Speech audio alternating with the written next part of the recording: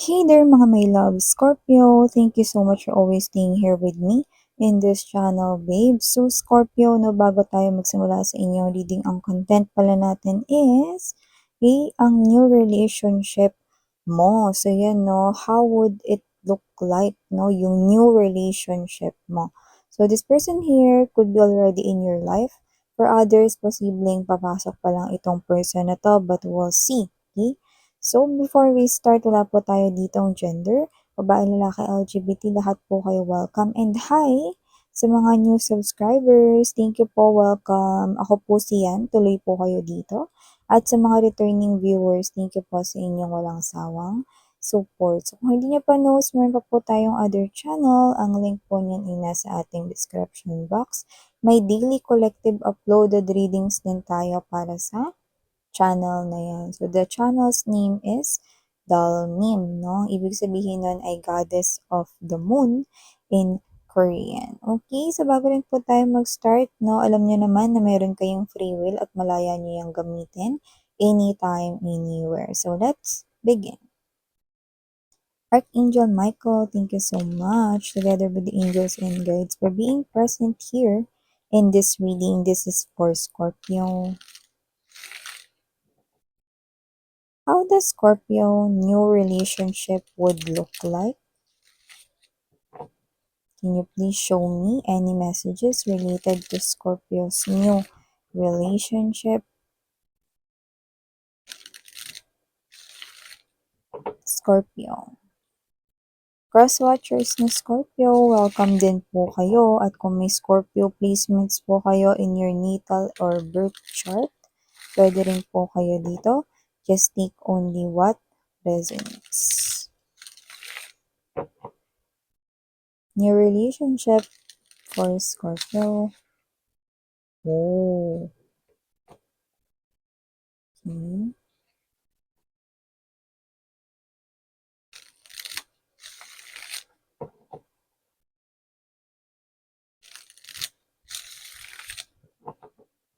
Okay, so let us see. Scorpio, you have here Ten of Cups. Wow. Ten of Coins. Wow, definitely, this is a strong, very strong indication na siya na talaga yung makakasama mo hanggang sa dulo, no? Hanggang sa tumanda ka, hanggang sa huli. Kaya nakikita ko rito. And this is also a strong indication na napaka-faithful niyang tao. Hindi lamang sa pag-ibig, kundi sa lahat, okay? Pati sa kanyang mga pinapangako at sinasabi, no?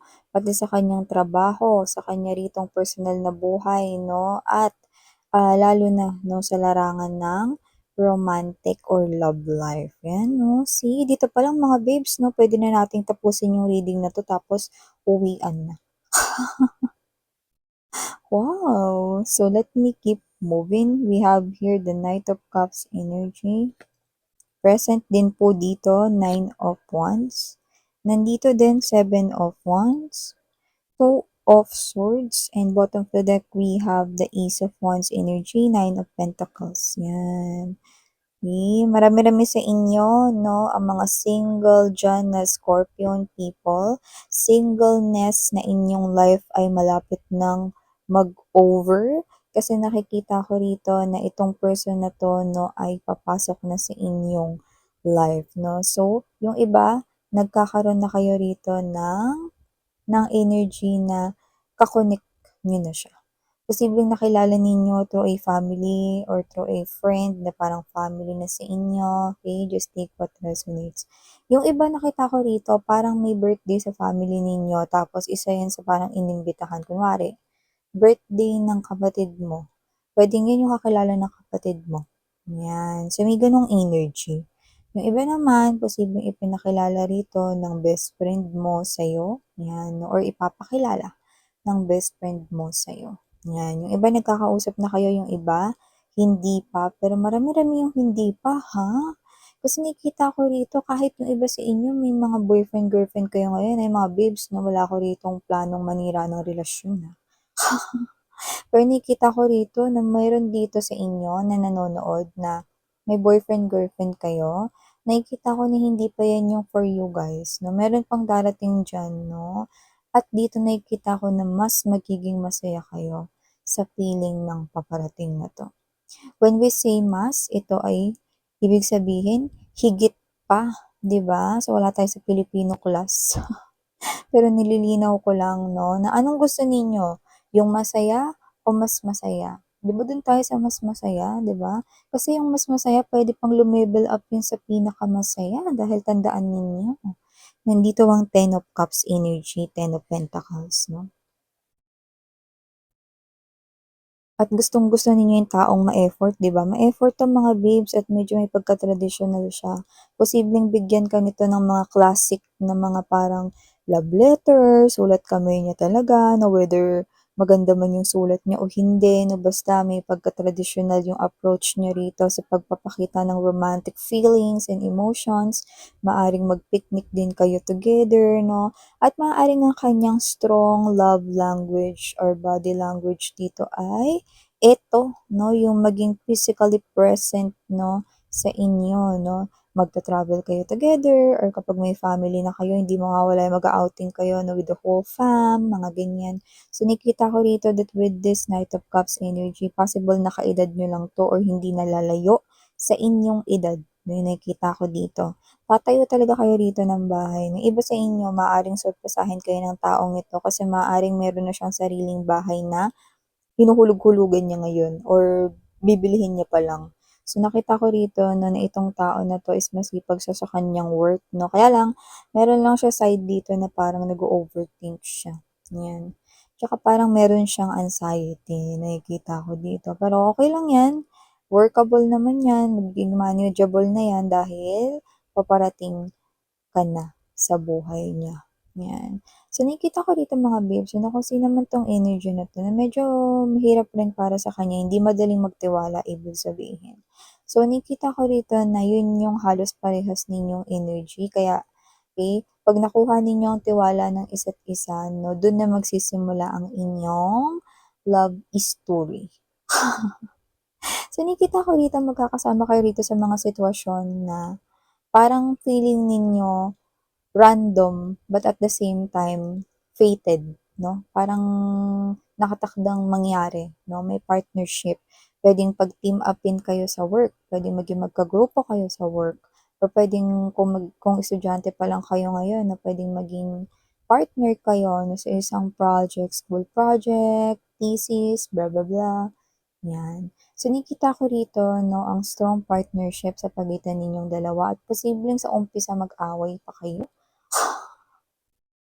May gano'n 'no? Alam mo kung bakit? Kasi yung iba sa inyo possible na twin flame connection kayo nitong tao na 'to, pero hindi yun para sa lahat 'no. When we say twin flame, para kayong nagka-clash dito pero at the same time, you always go back 'no, na attracted sa isa't isa. Kahit na mag, ah, mag-hate pa kayo dito sa isa't isa na parang, "Ayoko niyan, bahala ka na diyan, gawin mo 'yan."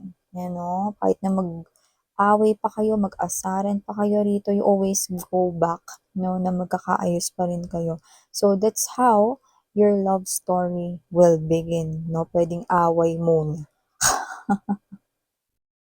clash muna 'no, bago kayo rito. Love and hate pero ang cute, yun nakikita ko sa inyo.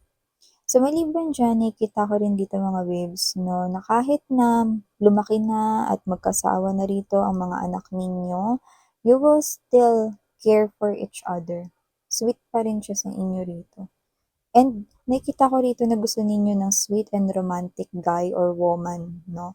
So, nakikita ko rito na kahit na parang you appear as someone here who is strong, may mga tao rin na nagsasabi sa inyo rito na, "Alam mo, you look so suplada," or "You look so suplado." Pero deep inside 'no, soft-hearted ka. So, when it comes to love, you want someone na mag-e-effort sa'yo, you want someone na parang iche-chase ka 'no, kahit saan ka pang, um, panig ng mundo pumunta. And this is the type of person 'no, na nakikita ko for you guys 'no. This is exactly the ideal partner you're wanting to have for yourself. And no doubt Ace of Wands energy. This is a new, passionate beginning in love. Yan. Magugulat ka. Kasi dito makikita mo na lahat ng mga katangian, lahat ng mga hinahanap mo, you're searching, ng mga pag-uugali, personality, behaviors, lahat-lahat na. So, makikita mo yon, no? Or nakikita mo na ngayon. Yung iba sa inyo kasi may connection eh. Nakikita nyo na yun ngayon at nagkakaroon na kayo rito ng confusion na parang nakikita ko sa kanya yung mga qualities pero teka, hindi pa naman lahat. Yan no, may ganun kasi kayo, parang may energy kasi kayo, kailangan sure, gorado muna kayo bago kayo magja-jump into a new connection, no? So, nakikita ko rito that with the Knight of Cups energy, no? Una po, may mauunang ma-inlove dito. Okay? Hindi ko lang alam kung ikaw o siya. Pero, umpisa pa lang meron ng actions rito, no? Na mararamdaman mo na parang this guy is not someone na isang guest lang or bisita lang sa buhay mo. Okay? With the Two of Swords energy, no, umpisa pa lang, parang ikaw to na, ano ba yun? Parang may naramdaman akong kakaiba. Yan, no? Because it's the clash of your energies. Because you appear here to be soulmates and others twin flames pa nga. So, beautiful energy, that is the yin and yang energy. So, yan. No, nakikita ko rin dito mga babes, no, that habang tumatagal ang inyong connection, you are someone na matatakot ka to lose this person right here. Pero huwag kang mag-alala kasi nakikita ko kayo ditong tatanda na magkasama hanggang matanggal lahat ng ipin ninyo, no? Pumuti lahat ng hibla ng inyong buhok sa inyong head at kumulubot man ang inyong balat, no? Magkasama pa din kayong dalawa. Okay? Yung iba, 'di ba sabi nila na hindi na nagho-holding hands ng 'pag matanda na or hindi na nagha-hug or whatever. Ito, mga babes, kahit na lolo't lola na kayo, no, may hug and may kiss, may holding hands pa rin kayong dalawa while walking sa park or saan man kayo pupunta, no. This person is someone na nakikita ko nagiging consistent, no. The very first ng inyong relationship, nung time na nililigawan ka niya or liligawan ka niya dito, hanggang sa dulo, consistent ang energy niya. So, ibig sabihin, Scorpio, my loves, no, ito yung klase ng energy na gusto mo.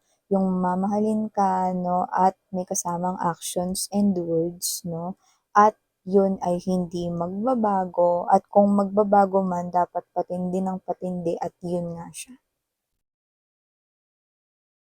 Imagine yung mga lolo't lola na nakikita mo na nilalike mo sa mga posts sa mga social media na matatanda na pero binibigyan pa rin ng flowers, no? Close pa rin sila, no? Nakalagay pa rin, nakasandal yung head, no?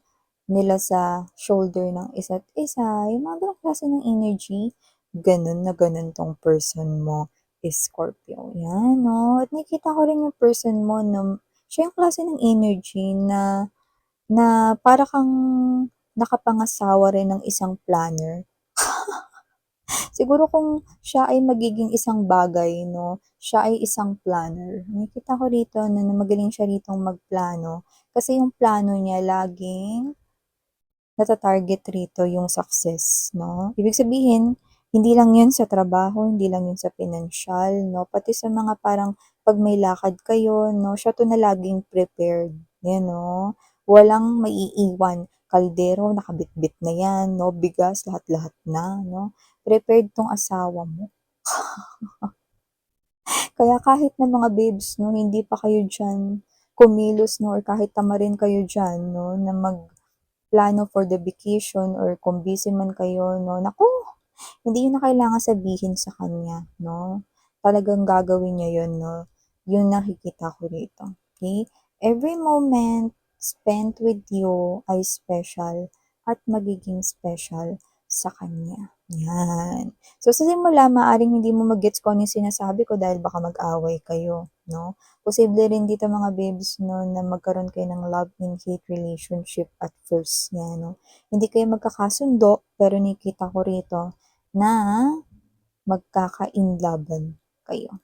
Ayun na, nakakita ko rito ng mga clues. Posibleng mahilig siya sa sports or meron siyang nilalaro na kahit hindi siya parte ng liga or naging liga man siya dati no, nung nag-aaral siya rito or whatever, meron pa rin siya ritong nilalaro paminsan-minsan na sports. Yan, no? Basketball, oo, sige. Pero may iba rin tayong larong nakikita rito. So, it could be any laro naman.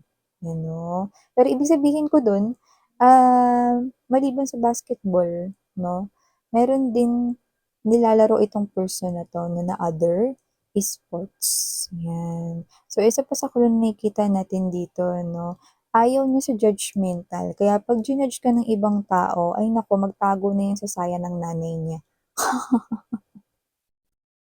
Kasi 'no, itong person na 'to na yung nakikita ko rito na ipagtatanggol ka niya, 'yan.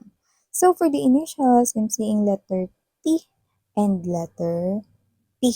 So, yan mga babes na maaaring meron kayo niyan sa inyong name, first name, second name, surname, middle name, or maaaring meron siya niyan sa kanyang name. Just take only what resonates. And for some reason, maaaring meron dito na special para sa inyo ang number 7 or baka birth date niyo yan o birth date niya, no? Who knows? Pero, this is something here, no, that's fated to happen because 7 is also a very strong spiritual message right here that the angels and divine wants me to tell you guys that this person is someone destined for you, Scorpio. So yeah, these are all the messages I've got right here. Thank you. Muli ako po si Yan Sarang Hiya, Love and Light. Annyeong.